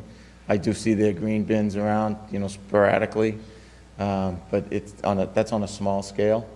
I don't know if we're going to gear towards that. It's different type of equipment, different ways to pick it up, and then their own facility to dump it. That's pretty much that facility I know of, and there's one in Boston that they take it. Yeah, it's interesting to just even think about how that would affect, even if our municipality just engaged in composting more, that would decrease what JRM is picking up curbside. And So- again, you would see another truck going up and down the streets picking up the compost. So Right. it's whether it offsets the cost of the disposal that you're paying for trash. It's something you have to look seriously at considering. Right, I think even if, I guess I'm not even thinking about offsetting costs, I'm more thinking about I'm just sort of envisioning that if your issue right now is drivers and employees, and potentially like Black Earth isn't having that issue, just. They're on a much smaller scale than we are. Right. I employ over 300 employees. If 10% call out, which is a good day, that's 30 people. So, I have to fill those 30 jobs. I used to come to work at 6 o'clock in the morning. I'm in there at 3:30, 4 o'clock now, just answering the phone calls, because it's a progression, depending on who calls out and why they're out. You get the COVID, they're out 10 to 14 days. I've had a lot of that. So it's just an ongoing battle. And like I was saying, I get, 18 people. We'll see how many last. I'm over hiring now just to get through the holidays. And you may see some of the trucks with 2 guys in the back, try to, move them along a little quicker. Yeah. I'm hoping that the incinerators are in a better position as we go through that critical week of December 26th through the January 2nd, because that's a very, very difficult week. We own a recycling facility in Route 1, and that is usually buried with cardboard and paper. Yeah. So there were a lot of challenges to that 1 week. I'm just hoping that things go smoothly that week. We don't have any yard waste, so that'll be good. Maybe Good. one last Oh, go comment, ahead. if you don't mind. Thank you. To me, it's really fascinating to, now we're really seeing, kind of following up the, the tax levy conversation and hearing from you. We're starting to hear and see the kind of quiet, silent effects of COVID, really. Yeah. So it's really, I think, a connected conversation that's pretty fascinating and a little scary, so I hope things go well. Yeah, and it comes and goes. We get some And then a good lot of them people just, for you. they go to test, you're out 2 days, before they get the test results back. So it's a challenge, but that's why I'm trying to overhire right now. I've got drivers leaving, drivers coming. I'm just trying to get through what we can right now. Yard waste season I've got 6 municipalities now with the last week of yard waste, so I can see the end of the light at the end of the tunnel. Thank you.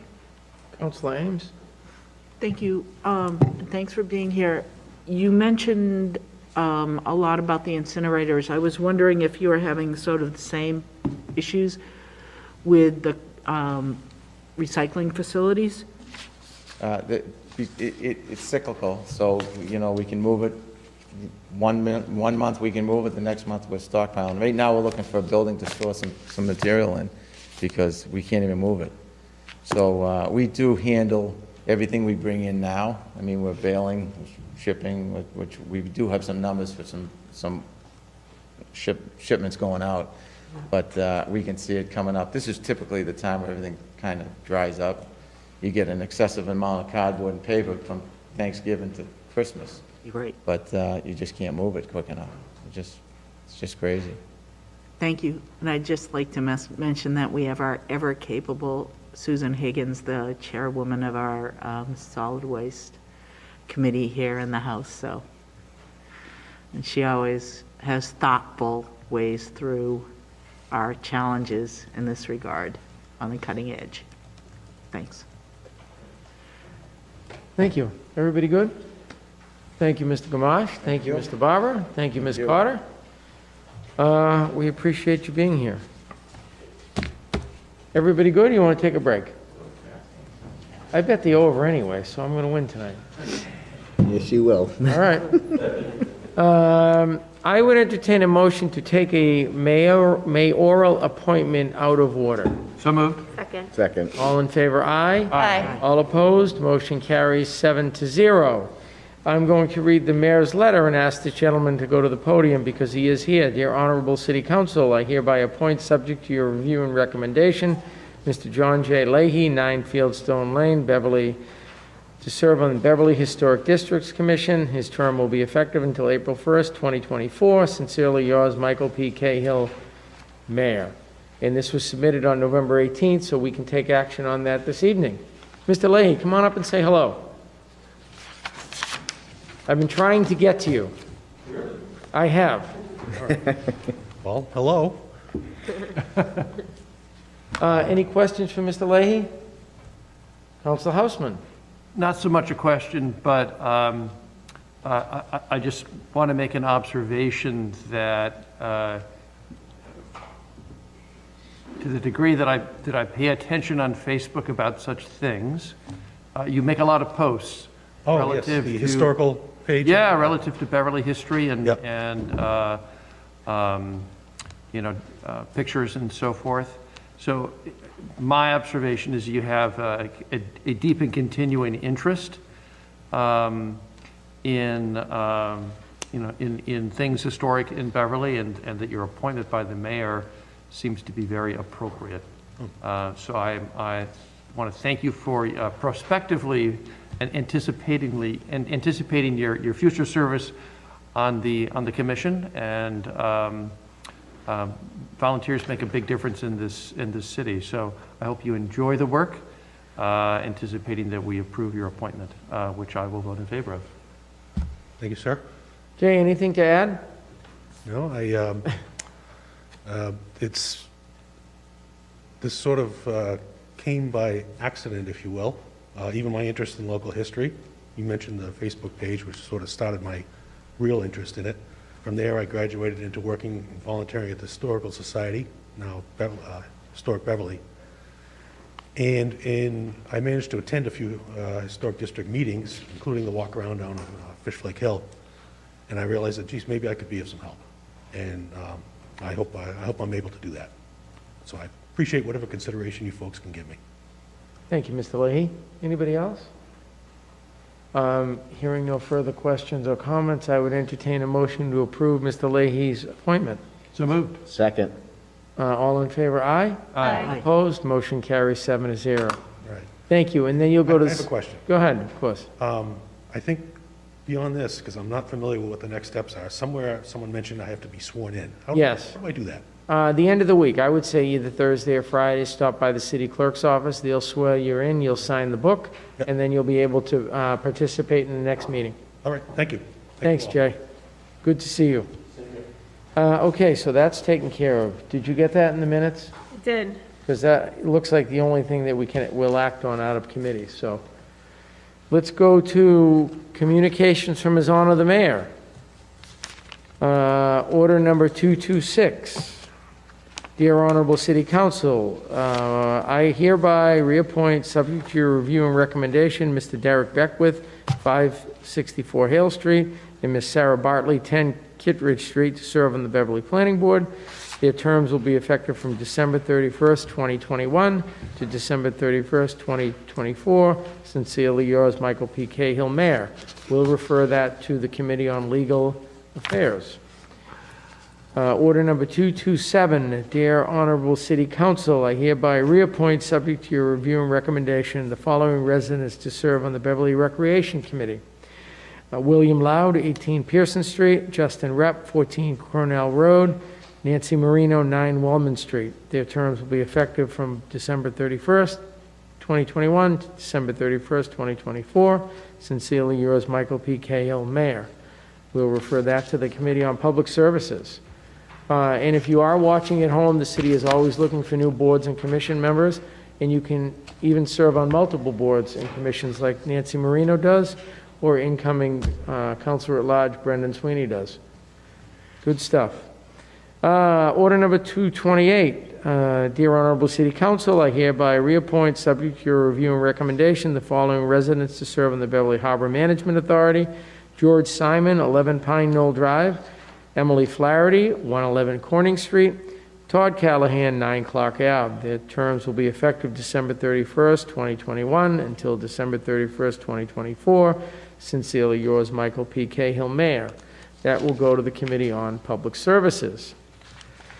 Order number 229. Dear Honorable City Council, I'm pleased to inform you that the City of Beverly has received a $312 donation from the residents at Turtle Creek Affordable Living Community. Their donation will be used to support veterans in our community who are categorized as low income. Massachusetts General Law, Chapter 44, Section 53A requires both City Council and mayoral approval before any grants, earmarks, donations, or gifts to the city can be expended for their prescribed purpose. I therefore request the City Council approve this donation by taking action on this matter at your upcoming meeting on December 6, 2021. Thank you. Sincerely yours, Michael P. Cahill, Mayor. And we can take action on that, so I would entertain a motion to approve accepting the donation. So moved. Second. All in favor, aye. Aye. Opposed, motion carries 7-0. Order number 230, reappointment. Dear Honorable City Council, I hereby reappoint, subject to your review and recommendation, Mr. J. David Summonsby, 67 Arbor Street, Wenham, to serve on the Beverly Harbor Management Authority. I respectfully ask the City Council approve the waiver of residency requirement. Mr. Summonsby's many contributions and experience on the Harbor Management Authority is important to the continued work of the group. His term is to be effective from December 31st, 2021 until December 31st, 2024. Sincerely yours, Michael P. Cahill, Mayor. We will refer that to the Committee on Public Services. Order number 231, a deed to Donald Pasquarello and Gerda Pasquarello, a 4,650 square foot parcel of land, Lot A, located between 20 and 16 Holly Lane, Beverly, Massachusetts, for consideration of $9,312 and 0 cents. That is a city-owned parcel in their backyard, and they're looking to purchase it from the city. They've been looking to do that for a number of years. I will refer that to the Committee on Legal Affairs. And order number 232 is a deed to Mark D. Panicali and Lori Sperino Panicali. Good thing Ms. Kent isn't here with the Italian last name. Although I'm having trouble because I need a drink. Just a drink of water, that's all. A 3,844 square foot parcel of land, Lot B, located between 20 and 16 Holly Lane, Beverly, Massachusetts, for consideration of $7,688 and 0 cents. So they're neighbors and they want to split the parcel of land, so we'll refer that to the Committee on Legal Affairs. Thank you. Communications from other city offices and boards.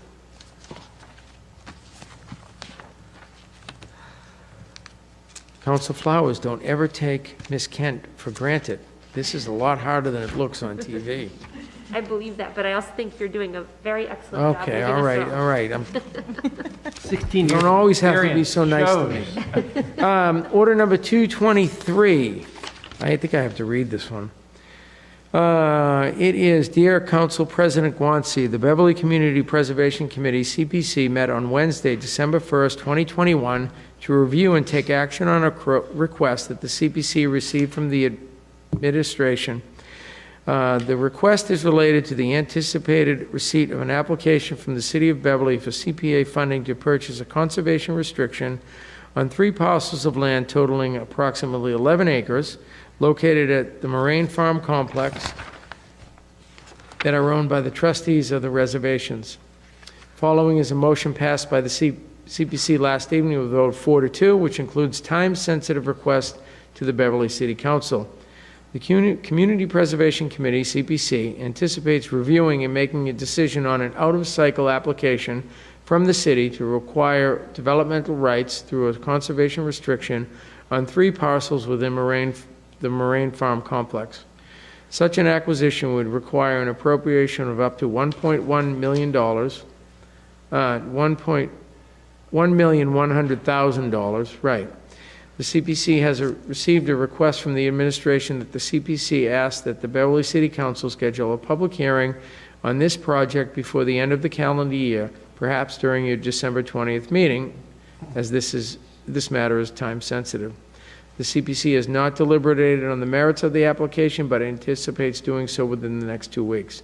Thank you in advance for your consideration of this request.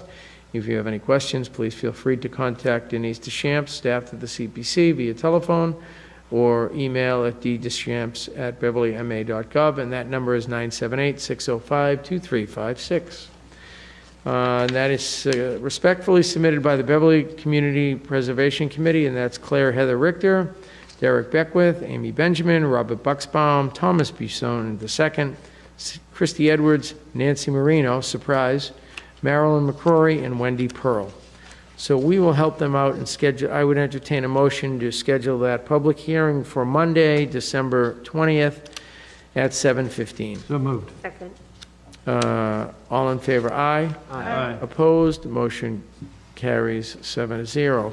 Order number 234 Dear City Councilors, enclosed is a list of current establishments who have submitted applications for a renewal of Class 1, 2, and 3 auto dealers' licenses that will expire on December 31st, 2021. City Council approval is needed to complete the process for licensing. No license shall be issued until we have all the necessary paperwork required. Thank you for your assistance concerning this matter, and that is from our City Clerk, Lisa Kent, who has asked me to ask for a motion to approve these licenses. So moved. Second. All in favor, aye. Aye. Opposed? That carries 7-0. Was that 235 or 234? That was 230, that was 234. Did I say 235? No, I believe it was, Okay. yeah, I just wanted- 234. You said Okay. vehicle, so I wanted to make sure. Counselor Rand, you're getting this all down, right? Yes, you said 234. All right. Everybody has the right to question me because they're usually right. I thought you said vehicles, so I just was confused as to whether. Counselor Feldman, keep it up, and I'm going to have all the Leaf people call you.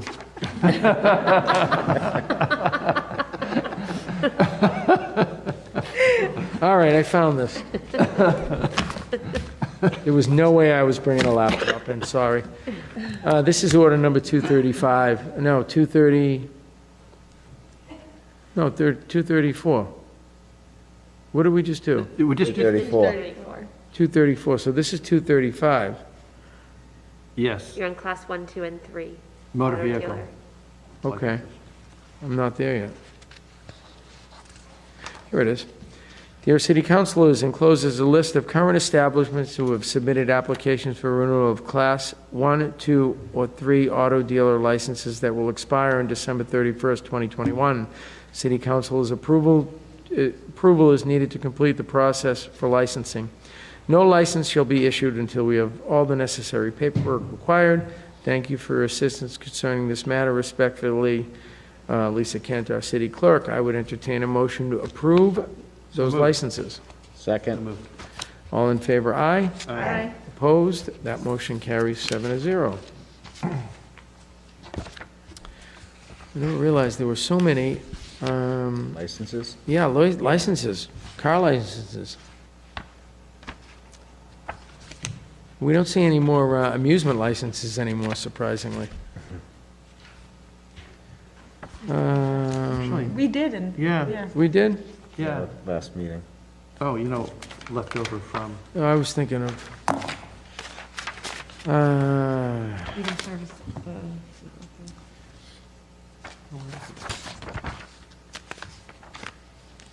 maybe we voted it back out already.